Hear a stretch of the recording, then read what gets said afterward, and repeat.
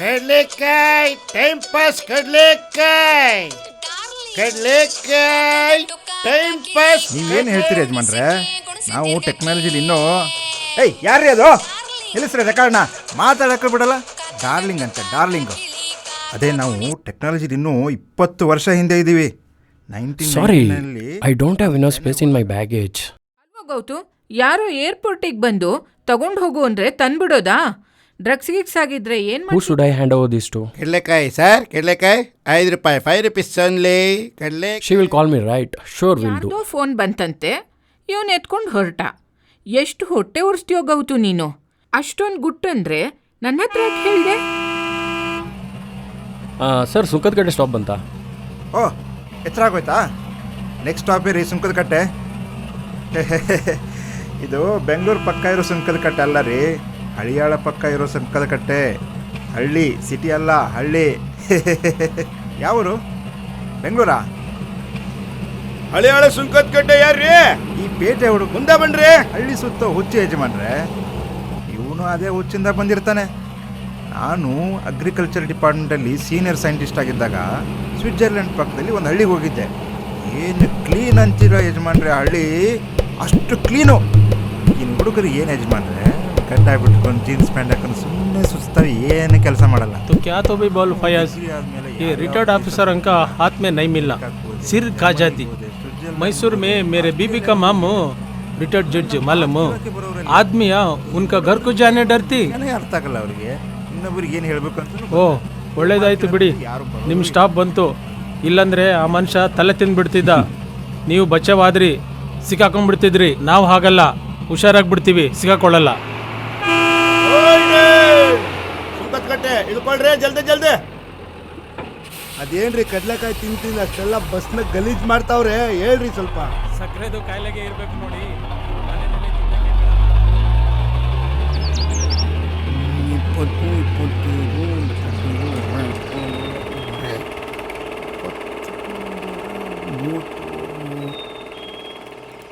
ಓ ಗೋಠಾಮ್,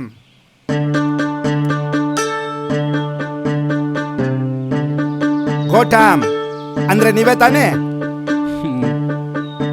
ಹೌದು, ನಾನೇ. ಅಬ್ಬಾ, ಸದ್ಯ ನಾ ಎಲ್ಲೋ ಹೆಸರು ಮರ್ತೋಗ್ಬಿಟ್ಟಿದ್ದೀನಿ ಅಂತ ಅನ್ಕೊಂಡೆ.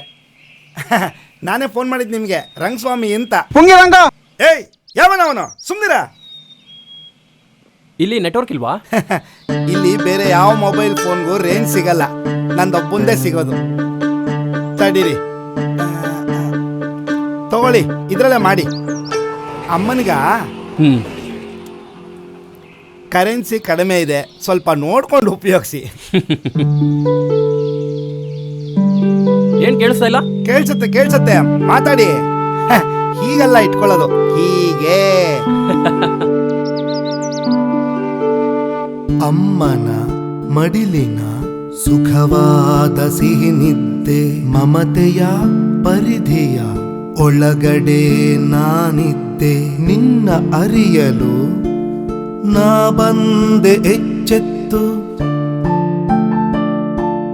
ಯಾವುದು ಸತ್ಯ ಯಾವುದು ಮಿಥ್ಯ ಕಂಡಿತ್ತು ಕಾಣೋದು, ಕಂಡಿದ್ದು ಅಥವಾ ಕಾಣೋದು. ಯಾವುದು ಸತ್ಯ ಯಾವುದು ಮಿಥ್ಯ. ನೀವು ಕನ್ನಡದವ್ರಲ್ವೇ? ಅದ್ಯಾಕೆ ಗೋಠಾಮ್ ಅಂತ ಹೆಸರು ಮಡಿಕೊಂಡಿದ್ದೀರಾ? ನೆಟ್ಗೆ ಗೌತಮ ಅಂತ ಇಟ್ಕೊಳಕ್ಕಾಗಲ್ವೇ? ನನ್ನ ಹೆಸರು ಗೌತಮ್ ಅಂತಾನೆ. ಮತ್ತೆ ಪುಟ್ಟ ಹೆಜ್ಜೆ ಯಾಕೆ ಗೋಟಾಮು ಗೋಟಾಮು ಅಂತಾಳೆ? ಅದು ಅವ್ರನ್ನೇ ಕೇಳಬೇಕು. ನೀವು ಪುಟ್ಟ ಏನಾಗಬೇಕು? ಜೊತೆಗೆ ಸಂಗತಿ ಹೇಳ್ತೀವಿ ನಾವಿಬ್ರು. ನಾನು ತಬ್ಲಾನು ಬಾರಿಸ್ತೀನಿ. ಸಂಗತಿ? ಸಂಗತಿ ಗೊತ್ತಿಲ್ವಾ? ಕಥೆ ನಾವಿಬ್ರು ಸೇರ್ಕೊಂಡು ಹೇಳ್ತೀವಿ. ನಮ್ ಸಂಗತಿ ಸುತ್ತಮುತ್ತಲಾಗೆ ತುಂಬಾ ಹೆಸರುವಾಸಿ. ಮಣ್ಣಿನ ವಾಸನೆ ಓದಕ್ಕೆ ಬರೆಯಕ್ಕೆ ಬೀಸೋ ನಿಮ್ ಫೋನ್ ನಂಬರ್ ಕೊಡ್ಲಿಕ್ಕೆ ಕಷ್ಟ ಅಷ್ಟಿಷ್ಟಲ್ಲ. ಚಿಲಿಪಿಲಿ ಹಕ್ಕಿಗಳ ಒಲವಿನ ಇಂಚರ ಕಾಡಿಂದ ಮೇಡಿಂದ ಕೇಳಿಸುತ್ತಿದೆ. ಅದೇ ಸ್ವರ ಅದೇ ಸ್ವರ ಎಲ್ಲವೂ ಮಿಥ್ಯ ಅದುವೇ ಸತ್ಯ ಕಂಡಿದ್ದು ಕಾಣೋದು ಬರೀ ಅನುಭವ ಬರೀ ಅನುಭವ. ಯಾಕೋ ಮೂದೇವಿ ಇಷ್ಟಡ ಏ ಬಸ್ ಬಂದಿದೆ ಇವಾಗ ಅಜ್ಜಿ. ತುಂಬಾ ಖುಷಿ ಆಯ್ತು ಕಣೋ ಮಗ. ಏ ರಂಗಸ್ವಾಮಿ, ಹಾ ಗೋಟಮ್ಮಂಗೆ ಹಾ ಕುಡಿಯಕ್ಕೆ ಏನಾದ್ರೂ ಕೊಟ್ಬಿಟ್ಟು ಹಾ ನೀ ಬಂದ್ಬಿಡು. ಹಾ ಎಲ್ಲ ಕಾಯ್ತಾ ಇದ್ದಾರೆ, ಆಯ್ತಜ್ಜಿ ಬೇಗ ಬಾ. ಆಯ್ತಜ್ಜಿ. ಓಹೋ ಅಜ್ಜಿ, ಆ, ಏನಜ್ಜಿ ಇದ್ಕೊಳ್ಳೋದು? ನಂಗೆ ಏಳಲೇ ಇಲ್ಲ. ಮುಚ್ಚು ಬಾಯಿ. ಆಯ್ತಪ್ಪ, ಬೆಳದಿಂಗಳ ರಾತ್ರಿ ಅಂತ ಮಾಡಿಕೊಂಡು ಖಾತ್ರಿ ಮನೆ ಮುಂದೆ ಸೇರ್ಬಿಟ್ರು ಊರ್ ಮಂದಿ. ಕೇಳಕ್ಕೆ ನಮ್ಮ ಪುಟ್ಟ ತಾಯಜ್ಜಿ ಸಂಗತಿ.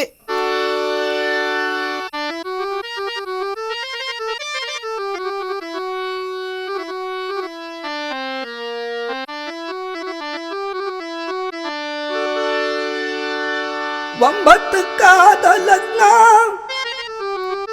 13ಕ್ಕಾಯ್ತು ಭಗ್ನ. ಹೊಂಟೋದಾಗ ನನ್ನ ಕಂಡ ತುಂಬಿದ ಬಸುರಿ ನಾನ. ಅಪ್ಪನ ನುಂಗ್ಬಿಟ್ಟ ಅಂದ್ರು, ಹುಟ್ಟಿದ್ಮೇಲೆ ನನ್ನ ಮಗನ. ಜನರ ಶಾಪ ತಟ್ಟೇನೋ ಪಾಪ, ಜನರ ಶಾಪ ತಟ್ಟೇನೋ ಪಾಪ.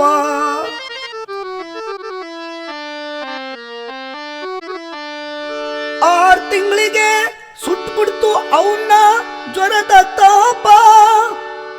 ಒಂಟಿ ಬದುಕಿಗೆ ಅಂಟ್ಕೊಂಡ್ಬಿಡ್ತು ಈ ನನ್ನ ಸಂಗತಿ. ವಸಿ, ನಿಮಗೂ ಗೊತ್ತಾಗ್ಲಿ ನನ್ನ ಈ ಕತಿ. ಸಂಗತಿ ಮೂಟೆ ಬಿಚ್ಚೋಕ್ಕೂ ಮುಂಚೆ ಡೊಳ್ಳೊಟ್ಟೆ ಗಣಪನೆ ತಗೋ ನನ್ ವಂದನೆ ನೆನೆಯ. ಭೂಮಿ ತೂಕದ ಆ ತಾಯಿ ಹಾಡ್ದಾಗ ಬಂದದ್ದು ಏತಕ್ಕೆಂದು ನಾ ಮರೆತೆ. ಅನುಭವದ ಮಾತುಗಳು ಬರುತ್ತಿತ್ತು ಜೊತೆಯಲ್ಲಿ, ಒಂದಕ್ಕಿಂತ ಇನ್ನೊಂದು ತಾನೇ ಮಿಗಿಲೆಂದು. ಜೀವನದ ರಹಸ್ಯ ಆಗೋಯ್ತು ಬಯಲು, ಜೊತೆಗಿತ್ತು ನವಿರಾದ ಹಾಸ್ಯದ ಹೊನಲು. ಸಂಗೀತ ಸಾಹಿತ್ಯ ನೆಪವಾಗಿತ್ತು, ತತ್ವಗಳ ಭಾರವ ಹೊತ್ಕೊಂಡಿತ್ತು. ಹಾವ ಭಾವ ಎಲ್ಲವೂ ಅಲ್ಲಿತ್ತು, ನೆರೆದವರ ಮನ ಅದು ಸೂರೆಗೊಂಡಿತ್ತು. ಈ ಪರಿಯ ಜ್ಞಾನ ಎಲ್ಲಿಂದ ಬಂತು, ತಿಳಿವಿನ ಗೋಪುರ ಮುಟ್ಟಿತ್ತು ಬಾರೋ. ಈ ತಾಯಿ ಹಾಡ್ದಾಗ ಎಲ್ಲವ ಮರೆತೆ, ಯಾವುದು ಸತ್ಯ ಯಾವುದು ಮಿಥ್ಯ ಕಂಡಿತ್ತೋ ಕಾಣೋದೋ, ಕಂಡಿತ್ತೋ ಅಥವಾ ಕಾಣೋದೋ. ಅದನ್ನೆಲ್ಲ ನೋಡಿ ಹುಟ್ಟಿತು ಈ ನನ್ ಸಂಗತಿ. ಅದನ್ನೆಲ್ಲ ನೋಡಿ ಹುಟ್ಟಿತು ಈ ನನ್ ಸಂಗತಿ. ಹೆಂಗಿತ್ತು ನಮ್ಮ ಪುಟ್ಟಾಯ ಒಂದು ಸಂಗತಿ? ಆ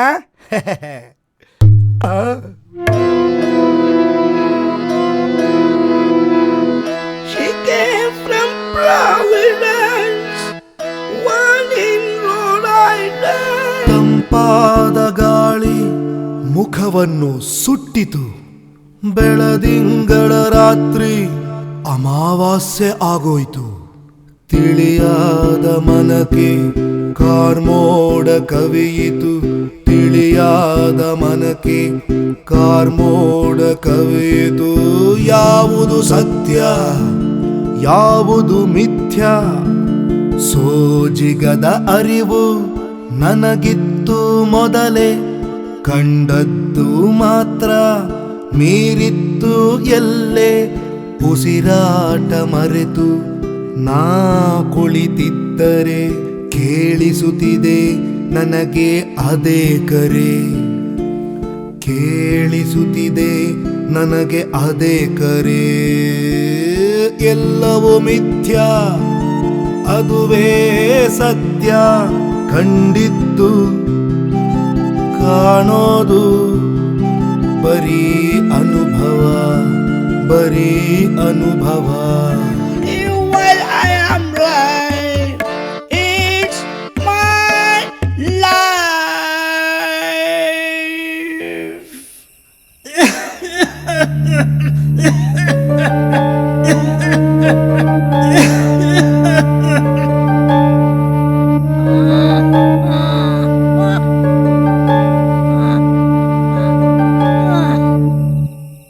ಲೋ ರಂಗಸ್ವಾಮಿ, ಎಲ್ಲಿ ಹಾಳಾಗಿ ಹೋದ್ಯೋ? ಎಲ್ರಿಗೂ ಶರ್ಬತ್ ಕೊಡ. ಹಾ ಕೊಟ್ಟೆ ಅಜ್ಜಿ. ಕೋಟೆಮ್ಮ, ಆಲ್ಫ್ರೆಡ್ ಎಲ್ಲಿ ಸಿಕ್ಕದ ನಿನಗೆ? ವಾಪಸ್ ಬರೋದೇ ಸಿಕ್ದ, ಇದನ್ನ ನಿಮ್ಗೆ ಕೊಡಕ್ಕೆ ಹೇಳ್ದ.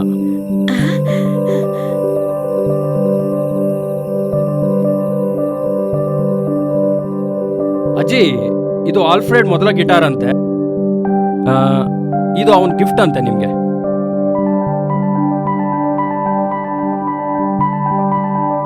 ಯಾವಾಗಲೂ ವಟ ವಟ ಅಂತಿದ್ದಾವ. ಇವತ್ತು ಸುಮ್ಮನೆ ನಗ್ತಾ ನಿಂತಿದ್ದ. ನಂಗನ್ನಿಸಿತ್ತು ಏನೋ ಕೊಟ್ಟು ಕಳಿಸಿದ್ದಾನೆ ಅಂತ.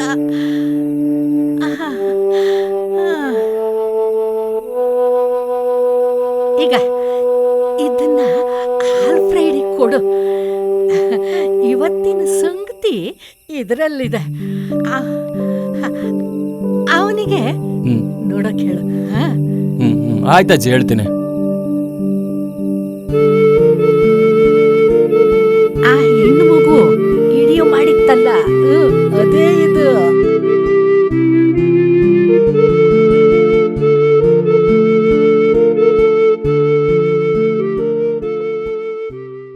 ಲೋ ಪುಂಗಿ ಮುಂಡೆದೆ ಬಡ್ಕೊಂತ ಇದ್ದೆ, ಗೊತ್ತಾಯ್ತಾ? ಇವತ್ತು ಮೆಟ್ಕೊಂಡಿರೋದು ಸಾಮಾನ್ಯ ದೆವ್ವ ಅಲ್ಲ, ಇಲಾಯ್ತಿ ದೆವ್ವ. ಇಲ್ಲೇ ಮದನ್ ಮನ್ಲಿ ಕೇರಳ ಮಂತ್ರವಾದಿ ತಾಯ್ತ ಕಟ್ತವನೆ, ಅವನ್ನೇ ಕರ್ಕೊಂಡ್ ಬಂದ್ಬಿಡು. ಏ ಸುಮ್ನಿರ್ ಕಮಲಕ್ಕ, ನಿಂದು ಯಾವಾಗಲೂ ಎದುರಿಸೋದೇ ಆಗೋಯ್ತು.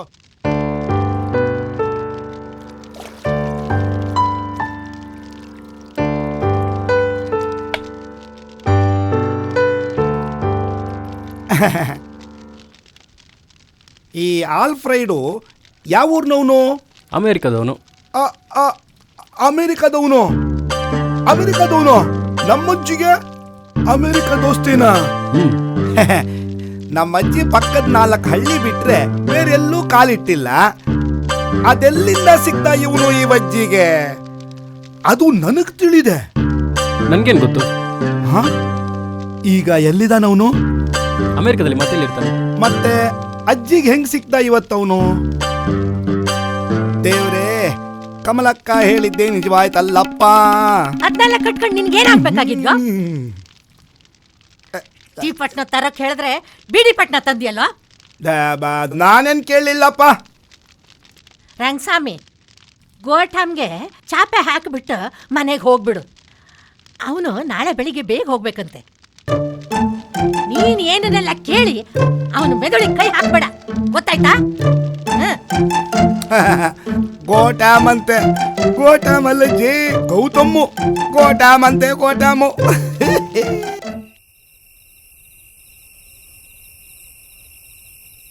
ಊರ್ನವರೆಲ್ಲ ಹೇಳಿದ್ರು, ಆ ಅಜ್ಜಿ ಜೊತೆ ಸೇರಬೇಡ, ಅವಳ ಮೈ ಮೇಲೆ ದೆವ್ವ ಇದೆ ಅಂತ.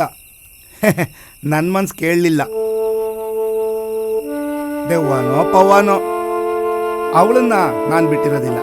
ಯಾಕೆಂದ್ರೆ ಅವಳಿಗೂ ನನ್ನ ಬಿಟ್ರೆ ಬೇರೆ ಯಾರಿದ್ದಾರೆ ಹೇಳಿ?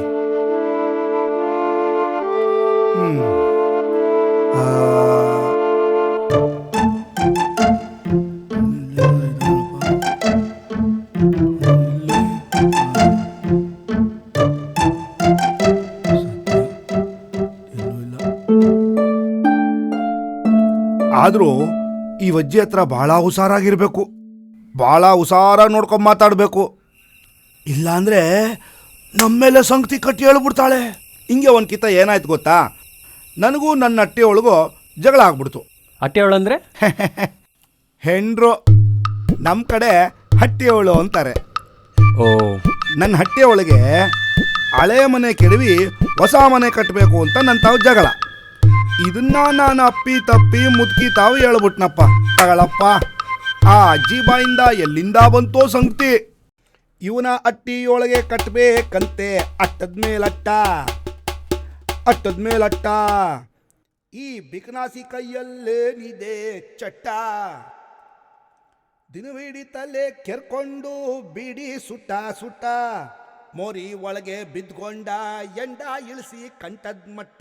ಇವನ ಕಟ್ಕೊಂಡು ಅವಳು ಕಟ್ಟೆ ಬಿಟ್ಲು ಅಟ್ಟದ ಮೇಲಟ್ಟ. ಆ ದಿನ ರಾತ್ರಿ ಅಲ್ಲೇ ಉಳ್ಕೊಂಡು ಬೆಳಗ್ಗೆ ಬೇಗ ಎದ್ದು ಬೆಂಗಳೂರಿಗೆ ಹೊರಡಬೇಕಿತ್ತು. ಏನೋ ವಿಚಿತ್ರ ಅನುಭವ. ನಾನು ಕಂಡಿದ್ದು ನಿಜಾನ ಎಂಬ ಅನುಮಾನ. ನಾನು ಬೆಂಗಳೂರಿನ ಒಂದು ಸಾಫ್ಟ್ವೇರ್ ಕಂಪ್ನಿಯಲ್ಲಿ ದುಡಿತಾ ಇದ್ದೇನೆ. ಆಗಾಗ ಪ್ರಾಜೆಕ್ಟ್ ಸಲುವಾಗಿ ಅಮೆರಿಕಾಗೆ ಹೋಗ್ತಾ ಇರ್ತೇನೆ. ಹೀಗೆ 3 ತಿಂಗಳ ಮುಂಚೆ ಅಮೆರಿಕಾಗೆ ಹೋಗಿದ್ದೆ. ಇನ್ನೇನು ವಾಪಸ್ ಹೊರಡೋ ಸಮಯ. ಯಾರೋ ನನಗೆ ಕಾಯ್ತಾ ಇದ್ದಾರೆ ಅಂತ ಅನಿಸ್ತಿತ್ತು. ಏನೋ ವಿಚಿತ್ರ ಭಾವನೆಗಳು. ವಾಪಸ್ ಬರೋ ದಿನ ನನಗೆ ಅರಿವಿಲ್ಲದೆ ಏರ್ಪೋರ್ಟ್ಗೆ 2 ತಾಸು ಮುಂಚೆನೇ ಬಂದಿದ್ದೆ. ತುಂಬ ಬೇಗ ಬಂದ್ಬಿಟ್ನಲ್ಲ ಅಂತ ಆಲೋಚನೆ ಮಾಡ್ತಾ ನಿಂತ್ಕೊಂಡಿದ್ದೆ. ಅಷ್ಟರಲ್ಲಿ ಒಬ್ಬ ಅಮೇರಿಕದವನು ನನ್ನ ಹತ್ರ ಬಂದ್ಬಿಟ್ಟು, ನೀನು ಬೆಂಗಳೂರಿಗೆ ಹೋಗ್ತಾ ಇದೆಯಾ ಅಂತ ಕೇಳ್ದ. ನಾನು ಹೌದು ಅಂದೆ. ಒಂದು ಗಿಟಾರನ್ನು ಕೊಟ್ಟು ಇದನ್ನು ಬೆಂಗಳೂರಿನ ಸಮೀಪದ ಹಳ್ಳಿಯಲ್ಲಿರುವ ಪುಟ್ಟತಾಯಮ್ಮನಿಗೆ ಕೊಡುವಂತೆ ಒತ್ತಾಯ ಮಾಡಿದ. ನಾನು ಮೊದಲು ಸ್ವಲ್ಪ ಪ್ರತಿರೋಧ ತೋರಿದ್ರು ಯಾವುದೋ ಮಾಯೆಗೆ ಒಳಗಾದವನ ಹಾಗೆ ಸುಮ್ಮನೆ ಒಪ್ಕೊಂಡೆ. ತನ್ನ ಹೆಸರು ಆಲ್ಫ್ರೆಡ್ ಎಂದು ತನ್ನ ಮೇಲ್ ಐ ಡಿ ಹಾಗೂ ಕಾಂಟ್ಯಾಕ್ಟ್ ನಂಬರ್ ಕೊಟ್ಬಿಟ್ಟು ನನ್ನ ನಂಬರ್ ತಗೊಂಡು ಹೋದ. ನಿಂಗೆ ಒಂದು ಫೋನ್ ಕಾಲ್ ಬರುತ್ತೆ, ಅವರು ಗಿಟಾರ್ ತಲುಪಿಸ್ಬೇಕಾದ ವಿಳಾಸ ತಿಳಿಸ್ತಾರೆ ಅಂತ ಹೇಳ್ದ. ಮಗ, ನಿದ್ದೆ ಬಂದಿಲ್ವಾ? ಅಜ್ಜಿ, ಆಲ್ಫ್ರೆಡ್ ನಿಮ್ಗೆ ಎಲ್ಲಿ ಸಿಗ್ದ? 2 ವರ್ಷದ ಹಿಂದೆ ಪಕ್ಕದೂರಲ್ಲಿ ಸಂಗತಿ ಹೇಳೋಕೆ ರಂಗನ್ ಜೊತೆ ಹೋಗಿದ್ದೆ. ಹಂಗೆ ವಾಪಸ್ ನಡ್ಕೊಂಡು ಬರ್ತಾ ಇದ್ದೆ. ನನಗೆ ಹಾವು ಕಚ್ಚಿಬಿಡ್ತು. ನಾನು ಹೆದರ್ಕೊಂಡು ರಂಗನ್ ಕರೆದೆ. ಅಲ್ಲೇ ಬಿದ್ದೋಗ್ಬಿಟ್ಟೆ ನಾನು. ಸ್ವಲ್ಪ ಹೊತ್ತು ನನಗೆ ಏನಾಯ್ತು ಗೊತ್ತೇ ಇಲ್ಲ. ಆಮೇಲೆ ಯಾರೋ ಟಾರ್ಚ್ ಬೆಳಕು ಬಿಟ್ಟ ಹಂಗಾಯ್ತು. ತುಂಬಾ ತುಂಬಾ ಬೆಳಕು. ನನ್ನ ಎದುರುಗಡೆ ತುಂಬಾ ಬೆಳಕಿನ ದೊಡ್ಡ ವಸ್ತು ದೂರದಲ್ಲಿತ್ತು. ತುಂಬಾ ಪ್ರಕಾಶ, ಆದ್ರೆ ಅಷ್ಟೇ ತಂಪು. ನಾನು ಆ ಬೆಳಕಿನ ಕಡೆ ಹೋಗ್ಲಿಕ್ಕೆ ಶುರು ಮಾಡಿದೆ. ಸ್ವಲ್ಪ ಹೋದ್ಮೇಲೆ ಯಾರೋ ಹಿಂದಿಂದ ಬರೋ ಥರ ಆಯಿತು. ನಾನು ತಿರುಗಿ ನೋಡಿದೆ. ಯಾರೋ ಕೆಂಪಗಿರೋ ಮನುಷ್ಯ ನನ್ನ ಕಡೆಗೆ ಬರ್ತಾ ಇದ್ದ. ಬಂದಾನೆ ನನ್ನ ಪಕ್ಕದಲ್ಲಿ ನಿಂತು ನನ್ನನ್ನು ನೋಡಿ ನಕ್ಕ. ನಾನು ನಕ್ಕೆ. ಅವನು ನನ್ನನ್ನು ಹಿಂದಕ್ಕೆ ಮುಂದಕ್ಕೆ ಹೋದ. ನಂಗೇನನ್ನಿಸ್ತೋ ಕಾಣೆ, ಅವನ ಕೈ ಹಿಡ್ದು ಎಳೆದೆ. ಇಬ್ರು ಜೊತೆ ಕೆಳಗೆ ಬಿದ್ದಂಗಾಯ್ತು. ನಾನು ತಕ್ಷಣ ಎಚ್ಚರಾಗಿ ಕಂಡುಬಿಟ್ಟೆ. ನಾನು ಕಣ್ಣು ತೆರೆದಾಗ ರಂಗಸ್ವಾಮಿ ನನ್ನ ಬಾಯಿಗೆ ಅಳುತ್ತಾ ಎಳ್ಳನೀರು ಬಿಡ್ತಾ ಇದ್ದ. ನಾನು ಕಣ್ಣು ಬಿಟ್ಟ ತಕ್ಷಣ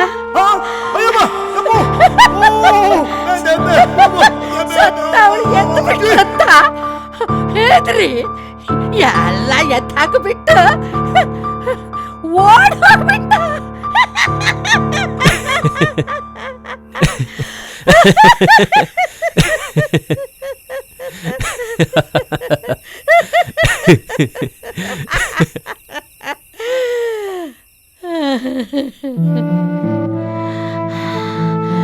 ಸ್ವಲ್ಪ ದಿನದಲ್ಲಿ ನಾನು ಚೇತರಿಸ್ಕೊಂಡೆ. ಒಂದು ದಿನ ಮಧ್ಯಾಹ್ನ ನಾನು ಊಟ ಮಾಡಿ ಮಲಗಿದ್ದಾಗ ಒಂದು ಕನಸು ಕಂಡೆ. ಯಾರೋ ಒಬ್ಬ ಕೂತಿದ್ದ. ಯಾರು ಅಂತ ಹೋಗಿ ನೋಡಿದ್ರೆ ಅದೇ ಆ ಕೆಂಪು ಮನುಷ್ಯ. ನನ್ನ ಪರಿಚಯ ಸಿಕ್ತವನಿಗೆ. ಇಬ್ರು ನೋಡಿ ನಕ್ಕು. ಹೀಗೆ ನಾನು ಮಧ್ಯಾಹ್ನ ಮಲಗುವಾಗ್ಲೆಲ್ಲ ಅವನ ಕನ್ಸಲ್ಲಿ ಬರ್ತಿದ್ದ. ಇಬ್ರದ್ದು ಸನ್ನೆಲೇ ಮಾತು. ನಾನು ಸಂಗತಿ ಹಾಡೋಕ್ ಶುರು ಮಾಡ್ತೇನೆ. ಅವನ ಭಾಷೆಯಲ್ಲೇ ಹಾಡ್ತಾನೆ. ಚೆನ್ನಾಗಿ ಹಾಡ್ತಾನೆ ಮಾತ್ರ. ನಾನು ಅವನಿಗೆ ಸಂಗತಿ ಹೇಳ್ಕೊಡ್ತೇನೆ. ಅವನು ಹಾಡಿ ಹೇಳ್ಕೊಡ್ತಾನೆ. ನನ್ನ ಭಾಷೆ ಅವನಿಗೆ ಬರಲ್ಲ, ಅವನ ಭಾಷೆ ನನಗೆ ಬರಲ್ಲ. ಅವನ ಹೆಸರು ಆಲ್ಫ್ರೆಡ್ ಅಂತೆ. ಈಗ ಸ್ವಲ್ಪ ದಿನದ ಹಿಂದೆ ನನಗೆ ಒಂದು ನಂಬರ್ ಹೇಳಿ ಅದಕ್ಕೆ ಫೋನ್ ಮಾಡು ಅಂತ ಪೀಡಿಸ್ತಾ ಇದ್ದ. ನನಗೆ ಓದು ಬರಲ್ಲ ನೋಡು. ಅದಕ್ಕೆ ಅವ ಒಂದು ಹಾಡು ಕಟ್ಬಿಟ್ಟು ಆ ಹಾಡನ್ನು ನನಗೆ ಕಲಿಸಿ ಅದರಲ್ಲಿರೋ ನಂಬರ್ಗೆ ಫೋನ್ ಮಾಡು ಅಂದ. ಹೌದಾ? ಯಾವ ಹಾಡೋದು? Name Gotham, number NO, A9, A1, A6, A7, A8, A2, and comes O. ನನ್ನ ಸಂಗತಿನ ಫೋನಲ್ಲಿ ಹಿಡ್ಕೊಂಡು ಬಿಟ್ಲಲ್ಲ ಆ ಹೆಣ್ಮಗಳು. ಅವಳು ಮುಂದೆ ಈ ಹಾಡು ಹೇಳಿ ಅವಳಿಂದ ನಂಬರ್ ಬರ್ಸ್ಕೊಂಡು ರಂಗಂತಾವ ಫೋನ್ ಮಾಡಿ ನಿನ್ನ ಕರ್ಸ್ಕೊಂಡೆ. ನೋಡು ಮಗ. ನನಗೆ ಫೋನ್ ಮಾಡಿದ್ದು ಆಲ್ಫ್ರೆಡ್ಗೆ ಹೇಳಿದ್ರ? ಹೌದು ಮಗ. ತುಂಬಾ ಖುಷಿ ಪಟ್ಟ. ನೀನು ಮನೆಗೆ ಬಂದಾಗ ನನ್ನ ಸಂಗತಿ ಜೊತೆ ಅವನು ಕಲಿಸೋ ಹಾಡನ್ನು ಹಾಡಿ ಅದನ್ನ ವಿಡಿಯೋ ಮಾಡಿ ನೀನು ಕೊಡ್ಲಿಕ್ಕೆ ತಾಕೀತು ಮಾಡ್ದ ನೋಡು. ನನ್ನ ಇವತ್ತಿನ ಆಟ ನೋಡಿ ಊರ್ ಜನ ಎಲ್ಲ ಏನಂದ್ಕೊಳ್ತಾರ ಏನೋ. ನನ್ನ ಸಂಗತಿನ ಅವನಿಗೆ ತೋರ್ಸಕ್ಕೆ ಮರಿಬೇಡ ಕಣಪ್ಪ. ಆಯ್ತಜ್ಜಿ, ಮರಿಯಲ್ಲ. ನಿಮಗೆ ನಿಮ್ಮ ಕನ್ಸಲ್ ಬರೋ ಆಲ್ಫ್ರೆಡ್ ನಿಜವಾಗ್ಲೂ ಈ ಭೂಮಿ ಮೇಲೆ ಇದ್ದಾನೆ ಅಂತ ತಿಳಿದಿತ್ತಾ? ಆ ಶಿವನಾಣೆಗೂ ಇಲ್ಲಪ್ಪ. ನಾನು ಅವನೊಬ್ಬ ಕನಸಿನಲ್ಲಿ ಬರುವವ ಅಂದ್ಕೊಂಡಿದ್ದೆ. ನನ್ನ ಸತ್ತೋಗಿದ್ದ ಕೂಸು ಅವನ ರೂಪದಲ್ಲಿ ಕನ್ಸಲ್ಲಿ ಬಂದು ನನ್ನ ಜೊತೆ ಆಟ ಆಡ್ತಿದೆ ಅಂತ ಅಂದ್ಕೊಂಡಿದ್ದೆ. ಇದನ್ನ ಯಾರಿಗೂ ಹೇಳ್ದೆ ನನ್ನ ಒಳಗೆ ಬಚ್ಚಿಟ್ಕೊಂಡಿದ್ದೆ ನೋಡು.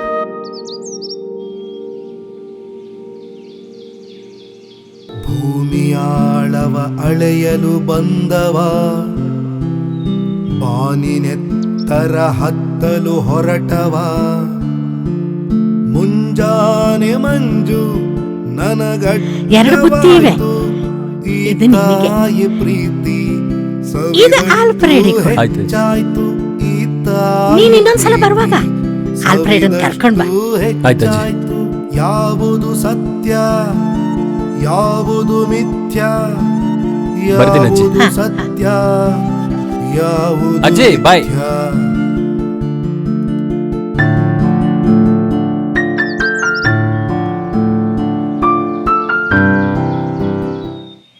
അമ്മേ എന്നെ കൊല്ലാനേ, എന്റെ അമ്മോ രക്ഷിക്കണേ അമ്മേ.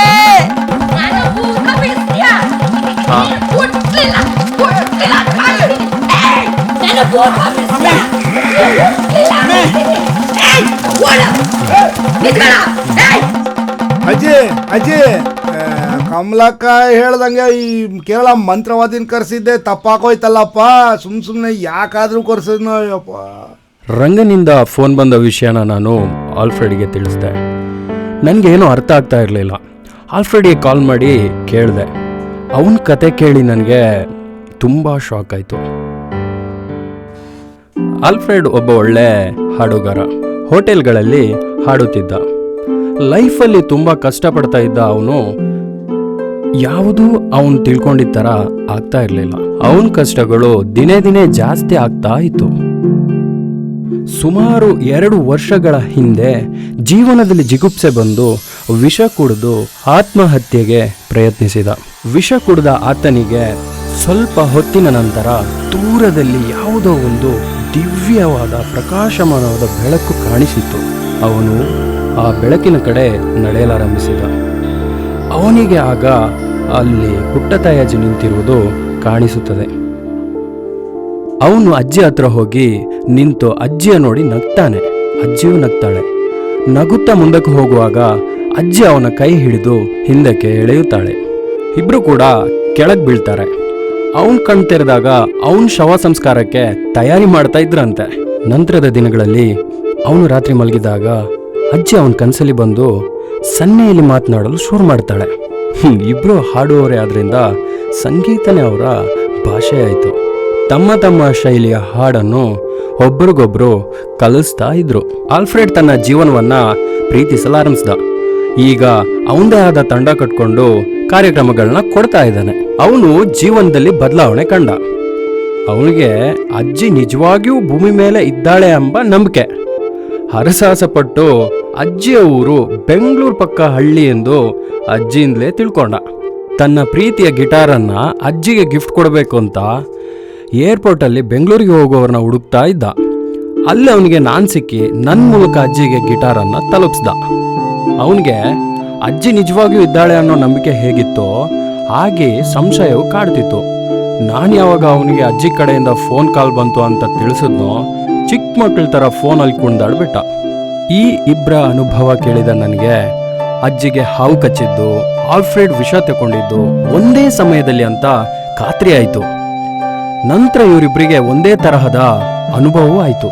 ನನ್ನ ಕಾಡೋ ಪ್ರಶ್ನೆ ಅಂದರೆ, ನಾನು ಇವ್ರ ಮಧ್ಯೆ ಕೊಂಡಿಯಾಗಿ ಬಂದಿದ್ದು ಇದೊಂದು ಆಕಸ್ಮಿಕವೇ ಅಥವಾ ನನಗೂ ಅಜ್ಜಿಗೂ ಮತ್ತು ಆಲ್ಫ್ರೆಡ್ಗೂ ಏನಾದರೂ ಒಂದು ಅಗೋಚರವಾದ ಸಂಪರ್ಕ ಇದೆಯಾ? 91ರಲ್ಲಿ ನಾನು ಸ್ವಿಟ್ಜರ್ಲ್ಯಾಂಡ್ ಹೋಗಿದ್ನಲ್ಲ, ಅವಾಗ ನನ್ನ ಪಕ್ಕದಲ್ಲಿ ಒಬ್ಬ ವ್ಯಕ್ತಿ ಕೂತಿದ್ದ. ಅವನು ನಾನು ಹೇಳಿದ್ನೆಲ್ಲ ಭಾಳ ಚೆನ್ನಾಗಿ ಕೇಳಿಸ್ಕೊಂಡ. ನನಗೆ ಭಾಳ ಇಷ್ಟ ಆದ ವ್ಯಕ್ತಿ. ಅದಾದಮೇಲೆ ಭಾಳ ಇಷ್ಟ ಆದ ವ್ಯಕ್ತಿ ಅಂದರೆ ನೀವೇ. ಅದಾದಮೇಲೆ ಇಷ್ಟೊಂದು ಇಂಟ್ರೆಸ್ಟಿಂದ ನನ್ನ ಮಾತು ಕೇಳಿದ್ದು ಎರಡನೇ ವ್ಯಕ್ತಿ ಅಂದರೆ ನೀವೇ. ಅದಕ್ಕೆ ನಾನು ನಿಮ್ಮ ಜೊತೆ ಬೆಂಗಳೂರಿಗೆ ಬರ್ತೀನಿ ಇವಾಗ, ಆಯಿತಾ?